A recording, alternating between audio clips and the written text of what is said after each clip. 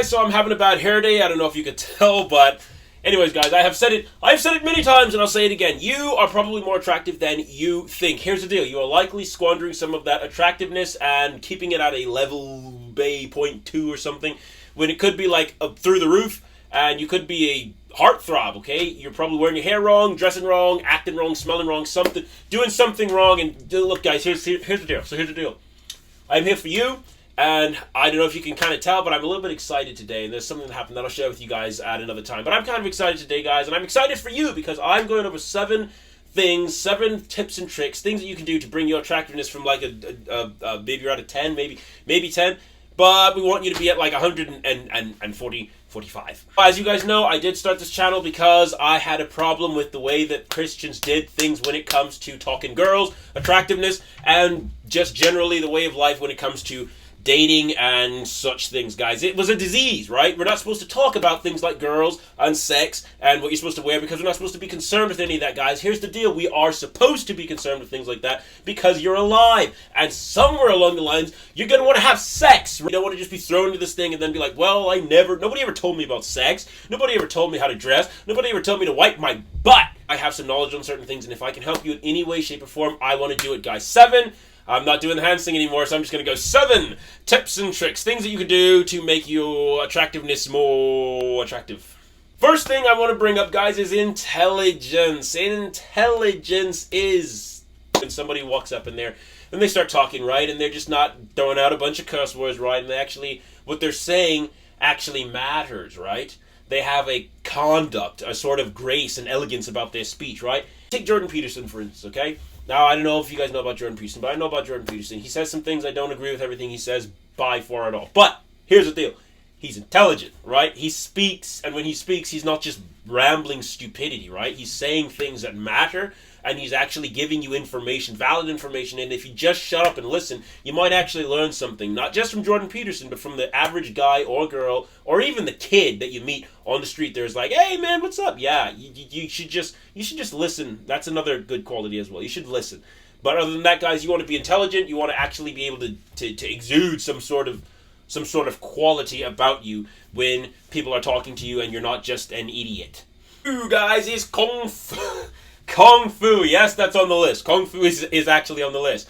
So everybody has seen The Karate Kid. Everybody knows that it's incredibly hot and it's incredibly attractive when you're cornered or something, right? And you're like about to get beat up, and suddenly you just break out, right? You got Kung Fu coming up your sleeves, right? It's hot. It just is, okay? If you can defend yourself, and worse, you know how to like put somebody in a headlock or one of those triangle holds or something like that, and you can defend the people that are around you without a gun, without a pipe or something like that.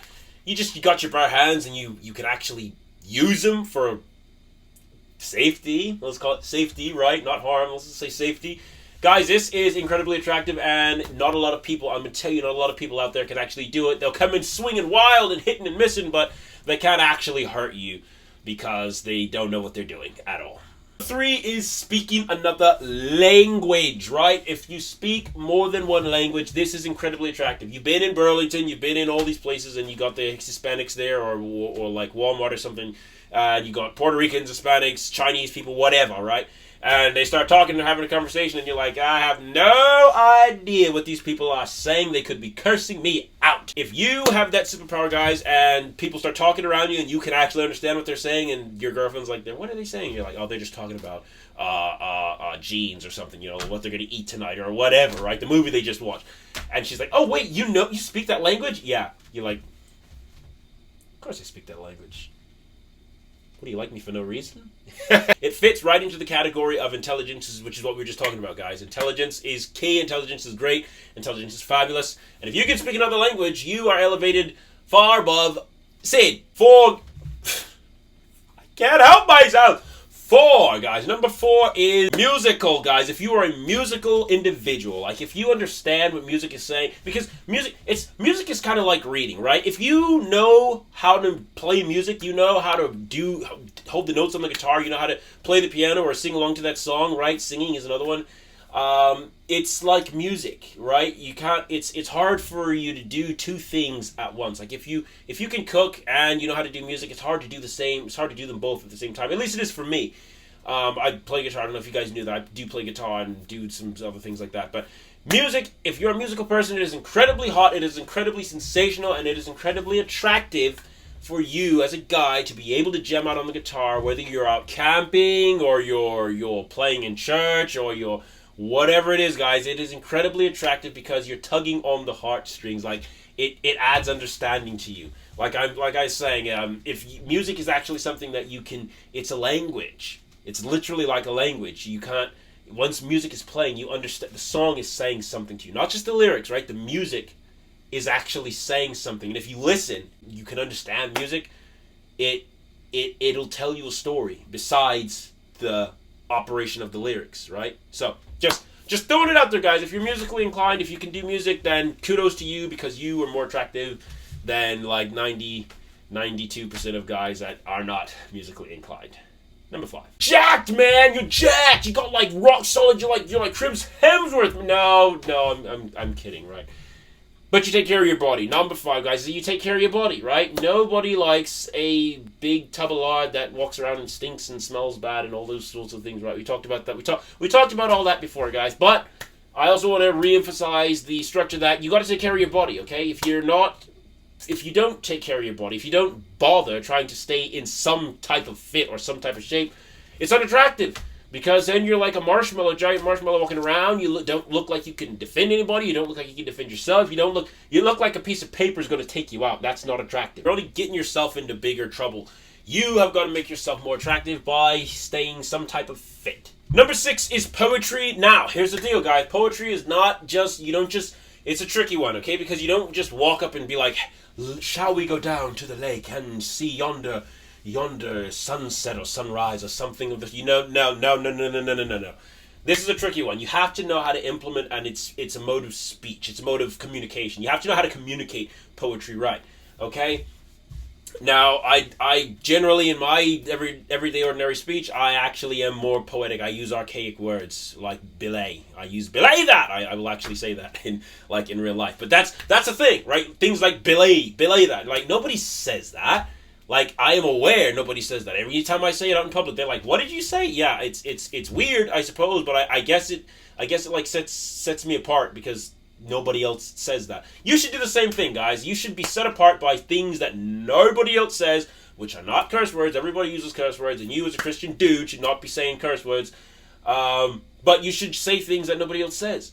Use some poetry. Throw in some words that other people don't necessarily just use on the daily, okay? Now, it may be a little bit old. You have to execute the poetry correctly in order for it to work for you and not against you, because it can make you look like a total loser and like you absolutely don't know what you're doing and you're just trying to impress people. That's what you shouldn't do, okay?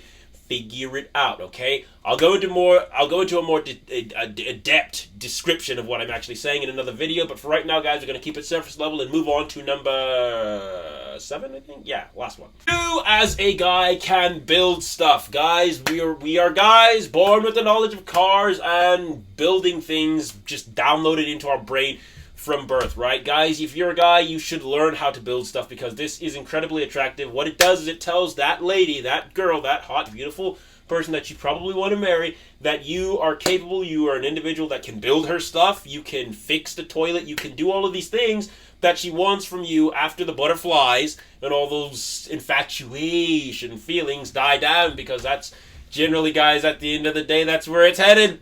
She's getting a worker guy to work for her, and you better be able to work. Here you have it, guys. 7 things that will make you more attractive than you are now. Here's the deal. You are more attractive than you think. You should figure out what your best qualities are, what your best attributes are. If you've got a square jaw or an angular jaw or a round face, right? And figure out what to do with that, what you've been given, right? Okay, grow your hair out, cut your hair, like do something else, like grow a mullet or something. Whatever looks good on you, that's what you've got to rock, guys. So there's a lot of people that I've heard say that they wish that somebody was doing this when they were younger, right? And I know that the numbers are probably only increasing at this time, which is probably why Jordan Peterson is so huge. But I wanted to cover a few more aspects that are more down-to-earth level, like everyday, ordinary, average stuff that we guys have to deal with and face, and I want to just give some punch-in things you can do right now, implement right now, like right now, things that you can do to make yourself feel better. And to make the world a better place, guys. I believe in you. I think that you are attractive. I think that you have qualities that nobody else on earth has, guys. You've got to believe in yourself. Get some self-confidence. Don't be overconfident. That's called cockiness, and that makes you a jerk. But, guys, I want to see you in the next video. Thanks so much for watching. This is the Captain speaking. See you next time.